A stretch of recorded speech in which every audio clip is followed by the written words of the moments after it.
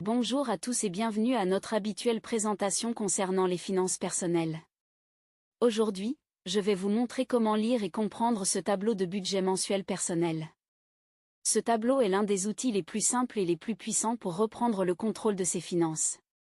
Avant de commencer, abonnez-vous si ce n'est encore fait, likez, commentez et posez des questions en cas de besoin.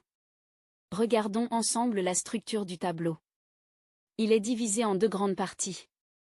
Petit losange bleu d'un côté, les revenus. Petit losange bleu de l'autre, les dépenses. Commençons par les revenus. Ici, nous notons tout l'argent qui entre dans le mois. Salaire. Revenus secondaires. Allocations ou aides. Et autres entrées exceptionnelles. On additionne tout cela pour obtenir le total des revenus du mois. Maintenant, passons aux dépenses. On les classe souvent en trois catégories. Petit losange orange dépenses fixes, loyer, abonnement internet, crédit. Petit losange orange dépenses variables, alimentation, transport, électricité. Petit losange orange dépenses occasionnelles, sorties, cadeaux, imprévus. Ensuite, très important, on calcule la différence entre vos revenus et vos dépenses.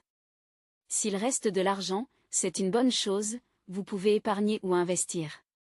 Mais si les dépenses dépassent les revenus, il faut ajuster le budget et revoir certaines priorités. Une méthode très simple pour organiser vos dépenses, c'est la règle 50/30/20. 50% pour les besoins essentiels. 30% pour les envies. 20% pour l'épargne ou le remboursement des dettes. Ce n'est pas une loi, mais un bon point de départ. Ce tableau de budget mensuel vous aide à voir clairement où va votre argent, à faire de meilleurs choix, et surtout, à avancer sereinement vers vos objectifs. Si vous ne l'avez pas encore fait, je vous invite à créer votre propre tableau ce mois-ci. Et si vous avez besoin d'un modèle, je vous en partage un dans la description. À très bientôt pour un nouveau conseil avec moi, Marine Guzis.